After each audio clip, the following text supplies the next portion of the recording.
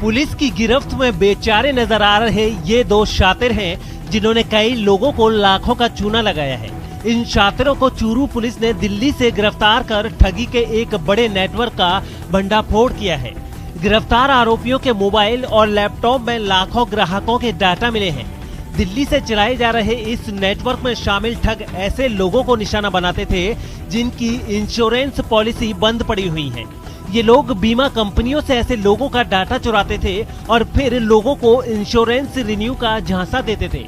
ये गिरोह अब तक कई लोगों को निशाना बना चुका है और करोड़ों की ठगी कर चुका है। गिरोह ने चूरू के सालासर के एक शिक्षक नेमाराम को भी अपने जाल में फांसा और 2016 से दिसंबर 2019 तक इंश्योरेंस पॉलिसी रिन्यू करने और प्रीमियम में 10% की छूट देने का झांसा देकर 95 लाख रुपए की ठगी कर ली, जिसके बाद जनवरी 2020 में नेमाराम ने केस दर्ज कराया। थाना अधिकारी अमित कुमार ने निजी साइबर एक्सपर्ट की मदद से मामले में तफ्तीश शुरू की तो चौंकाने वाले राज खोले, जिसके बाद पुलिस ने इस गिरोह के सदस्य शशि शेखर को उत्तर प्रदेश के गोरखपुर से गिरफ्तार किया और फिर उसकी निशानदेही पर दिल्ली से राहुल चौहान और शरद त्यागी नाम के जालसाजों को गिरफ्तार कर लिया गया। फरवरी 2021 में श्रीमान एसपी साहब के आदेश से मेरे द्वारा किया जा रहा है। इसमें अब तक 3 आरोपी गिरफ्तार किए जा चुके हैं। आज से करीब 10-12 दिन पहले एक शशि शेखर द्विवेदी नाम के व्यक्ति को गोरखपुर से गिरफ्तार किया था, जो अभी जेल में है। उसके तफ्तीश के आधार पर 2 आरोपी, इसमें से एक का नाम राहुल चौहान और दूसरे का नाम शरद त्यागी है। इनको, ये उत्तर प्रदेश के रहने वाले हैं। इन दोनों को दिल्ली से अरेस्ट किया गया था, जिनको कोर्ट में पेश करके 4 दिन का पीसी रिमांड हासिल किया गया, जिसके संबंध में अनुसंधान जारी है। बिजली के तारों से चिंगारी निकली और सैकड़ों पेड़ जलकर राख हो गए। बिजली विभाग की लापरवाही पोखरण के जंगलों पर भारी पड़ रही है। जंगलों के बीच से गुजर रहे तारों से निकली चिंगारी ने एक बार फिर भयंकर आग का रूप धारण कर लिया और देखते ही देखते सैकड़ों हरे भरे पेड़ आग की लपटों की चपेट में आकर राख बन गए। 1 महीने के अंदर पोखरण के जंगलों में आग लगने की ये दूसरी घटना है। दरअसल जंगल के बीचों बीच ही बिजली सप्लाई के तार लगे हुए हैं। तेज हवा के कारण इन तारों की रगड़ से निकली चिंगारी से कई बार भयंकर आग लग जाती है। इस बार भी ऐसा ही हुआ और देखते ही देखते आग ने विकराल रूप धारण कर लिया। तेज हवाओं के कारण आग 3 किलोमीटर के दायरे में फैल गई। सबसे हैरानी वाली बात, बार बार आग लगने की इन घटनाओं की फिक्र ना तो बिजली विभाग को है और ना ही वन विभाग को। अतिक्रमण के खिलाफ एक्शन में प्रशासन। चारागाह की जमीन को कराया आजाद। एसडीएम ने चलाया अतिक्रमण मुक्त अभियान। जी हां, कोटा के खजुराना पंचायत में 314 बीघा चारागाह की जमीन को अतिक्रमण से आजाद करा लिया गया है। जेसीबी मशीन के जरिए जमीन पर की गई खेती और बाड़ेबंदी के निर्माण को तोड़ दिया गया है। इलाके की सैकड़ों बीघा जमीन अब पशुओं के लिए चारागाह के काम आएगी। 314 बीघा चारागाह भूमि लाडपुरा में है, जिसपे अतिक्रमणदार को आज 2 जेसीबी की मदद से हटाया गया है और सबके सहयोग से बिना किसी विरोध के अतिक्रमण हटाने की कार्रवाई संपन्न की गई है। भूमि को अतिक्रमण मुक्त करने के दौरान इलाके के नायब तहसीलदार, एसएचओ, कानूनगो और भारी संख्या में पुलिस बल मौजूद रहा। हालांकि बिना किसी विरोध के चारागाह की जमीन को आजाद करा लिया गया। चारागाह अतिक्रमण मुक्त ग्राम अभियान के तहत कनवास क्षेत्र में कार्रवाई जारी है। अब तक लगभग 2252 बीघा भूमि पर से चारागाह भूमि अतिक्रमण हटाया जा चुका है। मरूधरा में टंकियों पर चढ़कर प्रदर्शन का एक दौर सा चल पड़ा है। ऐसे में पेयजल की समस्या से परेशान दौसा में भी 2 युवकों ने टंकी पर चढ़कर प्रदर्शन किया। गर्मी के दौरान मरूधरा में पेयजल की किल्लत कोई नई बात नहीं है। जिले के मानपुर के लोग भी लगातार पेयजल की किल्लत झेल रहे हैं। कई दिनों के बाद भी जब इस समस्या का समाधान नहीं हुआ तो 2 युवक पानी की टंकी पर चढ़ गए और प्रदर्शन शुरू कर दिया। युवकों के पानी की टंकी पर चढ़े होने की सूचना स्थानीय लोगों ने प्रशासन को दी, लेकिन करीब 1 घंटे तक तो प्रशासन के किसी नुमाइंदे ने घटना स्थल पर झांकने तक की जहमत नहीं उठाई। करीब 1 घंटे बाद पुलिस के साथ साथ जलदाय विभाग और प्रशासन के अधिकारी भी मौके पर पहुंचे। जिसके बाद युवकों को समझाने की प्रक्रिया शुरू हुई। दोनों युवकों को नीचे उतारने में प्रशासन को काफी मशक्कत करनी पड़ी। आखिरकार पेयजल की समस्या के जल्द समाधान के भरोसे के बाद दोनों युवक नीचे उतरने पर राजी हुए।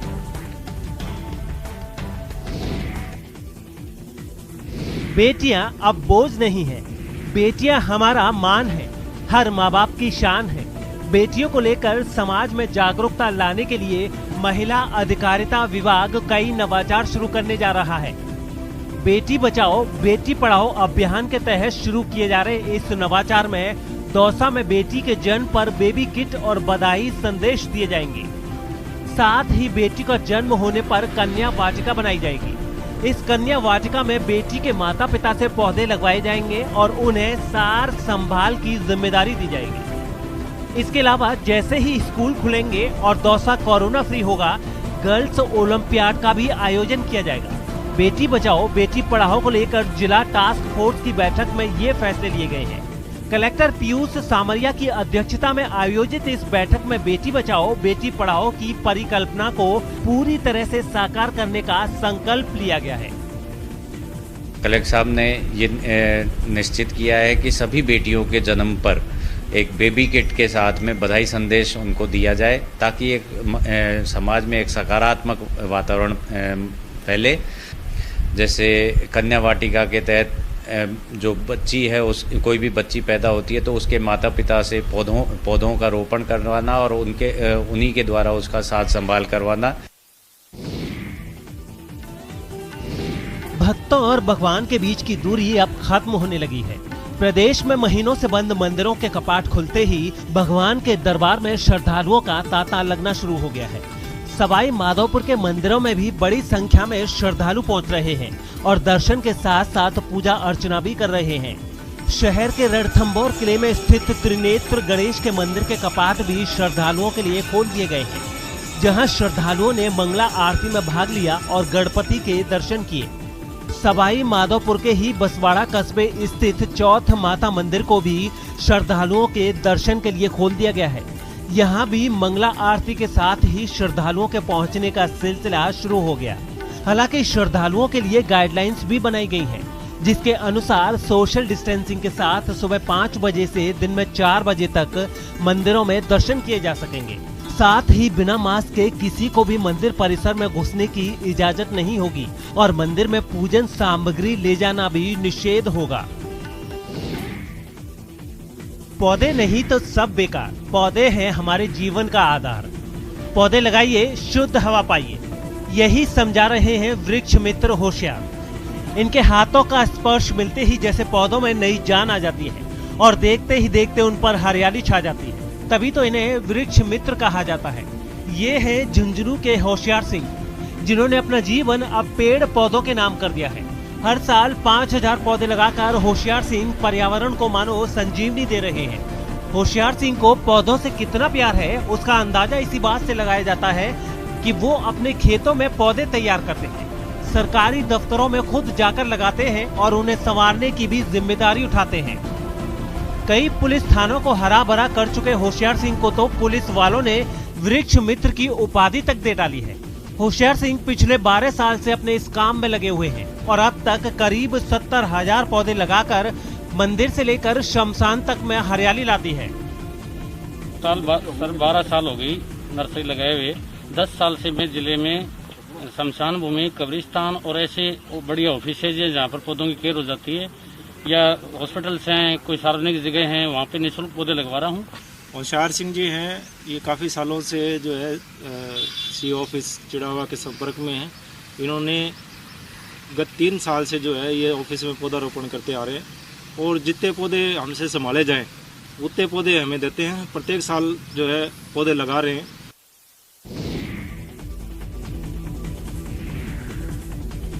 दर्दनाक हादसा सिरमौर जिले में हुआ, जहां बारातियों को लेकर जा रही एक गाड़ी शिल्लई में पॉश गैंग गांव के पास एक गहरी खाई में गिर गई। हादसे में 9 लोगों की मौत तो मौके पर ही हो गई, जबकि एक घायल ने इलाज के दौरान दम तोड़ दिया। वहीं हादसे में घायल 2 लोगों का इलाज अभी भी चल रहा है, जिनकी हालत अभी गंभीर बनी हुई है। हादसे के बाद स्थानीय लोगों ने गाड़ी में फंसे घायलों को बाहर निकाला और पुलिस को खबर दी, जिसके बाद घायलों को अस्पताल में भर्ती कराया गया। हिमाचल में हुए इस दर्दनाक हादसे पर पीएम नरेंद्र मोदी ने दुख जताया है। पीएम ने ट्वीट किया कि हिमाचल प्रदेश के सिरमौर में दुर्घटना में गई जान से दुख पहुंचा है। उन्होंने पीड़ितों के परिवारों के प्रति सहानुभूति जताई है और घायलों के स्वस्थ होने के लिए प्रार्थना भी की है। मोदी ने मृतकों के परिजनों को 2-2 लाख रुपए प्रधानमंत्री राष्ट्रीय राहत आपदा फंड से देने की घोषणा भी की है। इसके साथ ही घायलों को 50,000 रुपए देने का ऐलान किया गया है। टेबल पर सजाकर रखी गई ये सिल्लियां पत्थर की नहीं हैं, बल्कि ये चांदी की सिल्लियां हैं, जिन्हें आरपीएफ ने 2 चांदी चोरों से जब्त किया है। ये कार्रवाई बिहार की राजधानी पटना में हुई, जहां आरपीएफ की टीम ने गाजीपुर हावड़ा स्पेशल एक्सप्रेसवे की बोगी A1 से 2 छात्रों को गिरफ्तार किया। दोनों के पास से चांदी की 10 ईंटें बरामद की गयी, जिनका वजन करीब 19 किलो है और इनकी कीमत 12 लाख रुपए आंकी जा रही है। पुलिस को आशंका है कि चांदी चोरी की है और ये दोनों लोग हावड़ा में किसी व्यवसायी को चांदी की ईंट बेचने जा रहे थे। दोनों छात्र छपरा में ट्रेन में चढ़े थे। वहीं से आरपीएफ की एसआईटी दोनों पर नजर रख रही थी। जैसे ही पटना जंक्शन ट्रेन पहुंचने वाली थी, आरपीएफ की टीम ने दोनों से पूछताछ शुरू की। दोनों के पास टिकट नहीं थे। दोनों की तलाशी ली गई तो उनके पास से चांदी की ईंट बरामद हुई। लगभग मार्केट वैल्यू जो अभी का है उसके अनुसार लाखों की है ये। और ये जो जीएसटी वाले आए हैं और डीआरआई वाले आए हैं, तो ये लोग लगभग बताएंगे। लगभग 18 केजी है, 10 पीस है और एसटीएफ के लोग पकड़े हैं, आसनसोल आरपीएफ, और उनके द्वारा बरामदगी की गई है। बिहार में लॉकडाउन के बाद धीरे धीरे जिंदगी सामान्य हो रही है, लेकिन सरकार ने रात को लेकर गाइडलाइन जारी किया है। बावजूद इसके कुछ लोग नियमों को नहीं मान रहे। ये तस्वीरें हैं सहरसा की, जहां रात में रंग बिरंगी लाइट की चकाचौंध के बीच भोजपुरी गानों की महफिल सजी हुई है। लाइट, म्यूजिक और डांस से सजे जलसे में जमकर फायरिंग हो रही है। दरअसल बेहरा थाना क्षेत्र के कटैया गांव में विवाह समारोह का आयोजन किया गया था, जहां डीजे पर कान फोड़ू गाने गूंज रहे हैं और उसकी धुन पर मंचलों का मदमस्त हुजूम नाच रहा है। उसी भीड़ में एक सिरफिरा भी मौजूद है, जो तमंचे से लगातार फायरिंग कर रहा है। एक तरफ युवकों की भीड़ ठुमके लगा रही है, तो दूसरी ओर ये सिरफिरा लगातार फायरिंग कर रहा है। सबसे बड़ा सवाल ये है कि इस भीड़ में थोड़ी सी भी चूक हुई तो आखिर क्या होगा। हर्ष फायरिंग में कई बार लोगों की जान भी जा चुकी है, लेकिन फिर भी लोग मानने को तैयार नहीं है। कोई करता है खबरों से आगे रहने का वादा, कोई करता है तेज रफ्तार का दावा, फिर भी क्यों दब जाती है सही खबर। ना वादा ना दावा, सिर्फ खबर। Subscribe now and press the bell icon. Never miss an update.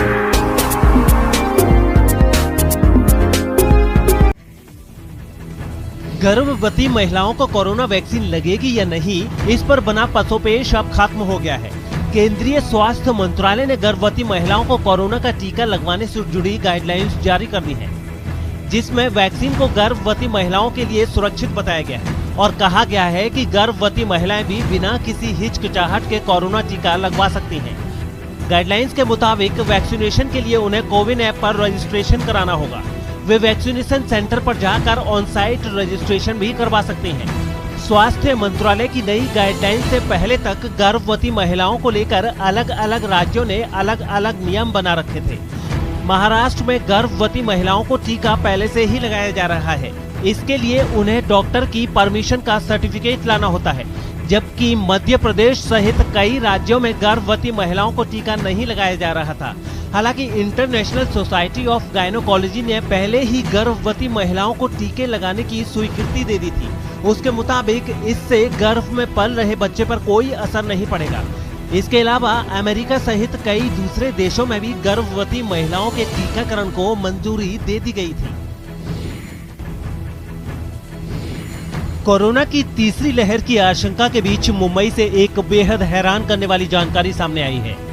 सोमवार को आई बीएमसी की चौथे सीरो सर्वे की रिपोर्ट में यह खुलासा हुआ है कि मुंबई में करीब 50% बच्चों में एंटीबॉडी मिली है। रिपोर्ट के मुताबिक जिन बच्चों में एंटीबॉडी मिले हैं वो कभी न कभी कोरोना से संक्रमित रह चुके हैं। विशेषज्ञों की माने तो ये एक राहत वाली बात भी है, क्योंकि एंटीबॉडी बन जाने के कारण तीसरी लहर के दौरान इन बच्चों में कोरोना संक्रमण का खतरा कम हो गया है। सर्वे के मुताबिक 10 से 14 साल के 53% ज्यादा बच्चे कोरोना से संक्रमित हुए और उनमें एंटीबॉडी बन गए। मुंबई के कुल 24 वार्ड में हुए इस सर्वे के दौरान ये पाया गया कि पहले के मुकाबले बच्चों में अब एंटीबॉडी बढ़ी है। रिपोर्ट के मुताबिक सीरो सर्वे में कुल 51.18% पॉजिटिविटी रेट पाया गया है। चौथे सीरो सर्वे की रिपोर्ट आने के बाद बीएमसी अब मुंबई में 5वां सीरो सर्वे कराने जा रही है। ये सीरो सर्वे 18 साल की उम्र से ऊपर वालों पर होगा। इसके जरिए ये पता लगाया जाएगा कि कितने लोगों में एंटीबॉडी बने हैं। सीरो सर्वे सेरोलॉजी टेस्ट होता है। इसमें ब्लड सैंपल लेकर टेस्ट होता है और किसी खास इन्फेक्शन के खिलाफ बने एंटीबॉडी की जांच होती है।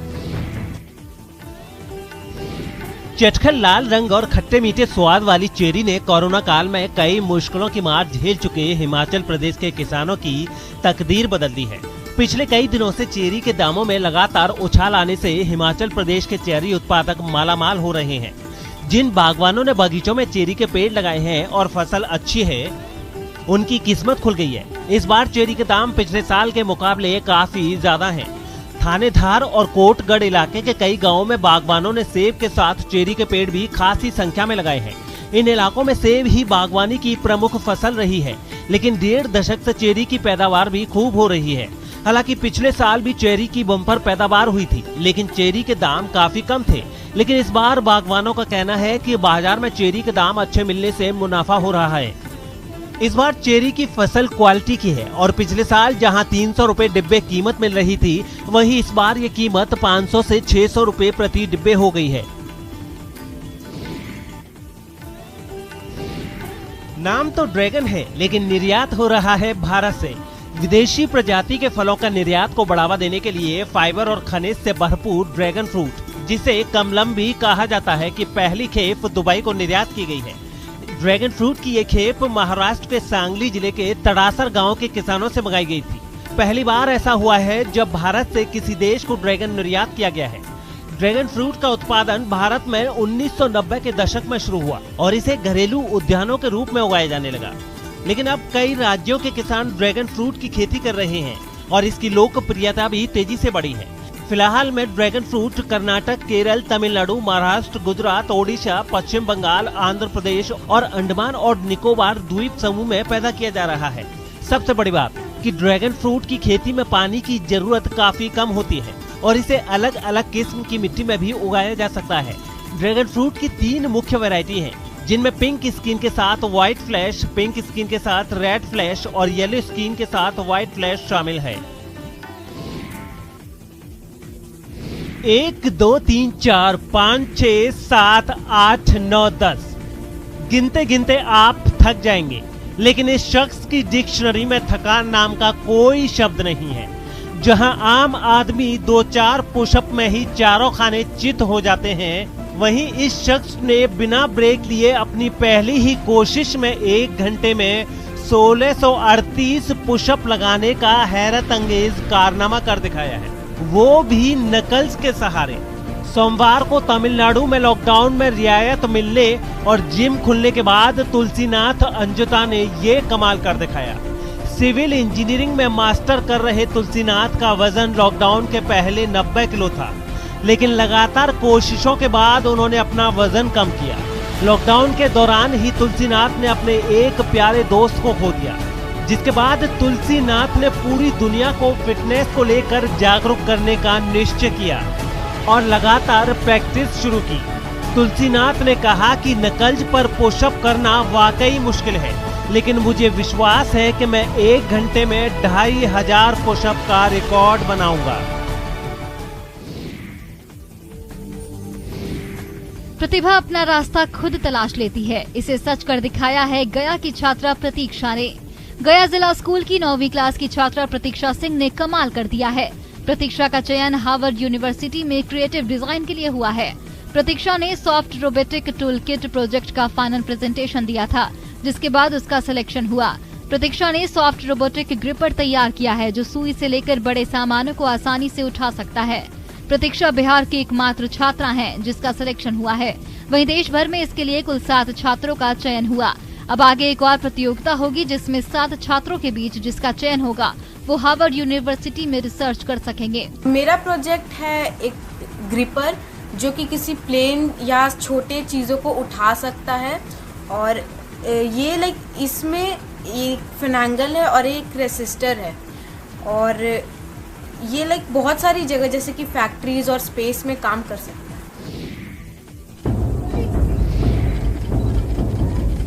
नदी में पानी पी रहे हिरणों के झुंड में काल बनकर पहुंची बाघिन की ये तस्वीर सिवनी के पेंच टाइगर रिजर्व की है, जहां बाघिन T20 का हिरणों का शिकार करने की रोमांचकारी वीडियो सामने आया है।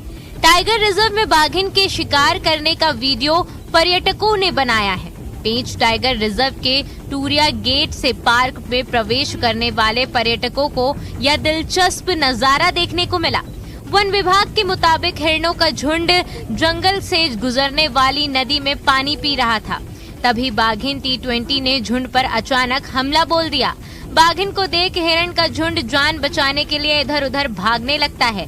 इस बीच बाघिन कई बार झुंड में से किसी एक हिरण को दबोचने की पूरी कोशिश करती है, लेकिन हिरण भागने में सफल हो जाते हैं। अपनी आंखों से यह नजारा देख पर्यटक कुछ देर के लिए हैरत में पड़ गए। इसी दौरान कुछ पर्यटकों ने इस नजारे को अपने कैमरे में कैद कर लिया।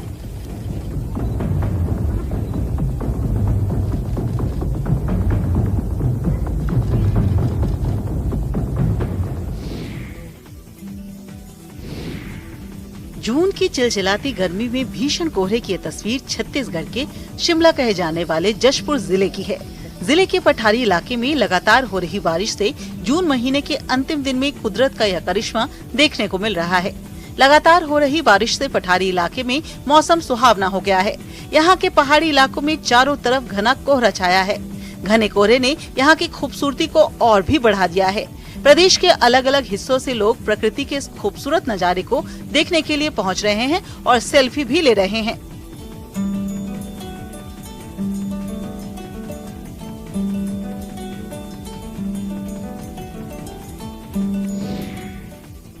कोस्टा रिका के लाइबेरिया से एक चौंकाने वाला वीडियो सामने आया। वहां एक पुराने ज्वालामुखी में अचानक विस्फोट हो गया। बताया गया कि ज्वालामुखी पिछले कई महीनों से शांत था, लेकिन अचानक एक जोरदार धमाके के साथ ये एक बार फिर फट गया। तस्वीरें हम आपको दिखा रहे हैं कि ये धमाका कितना जोरदार था और इस घटना का एक वीडियो भी सामने आया जिसमें इस शांत ज्वालामुखी में धमाका होता नजर आया। तस्वीरें देखने पर एक बार तो ऐसा लगा जैसे वहां कोई बम धमाका हुआ हो।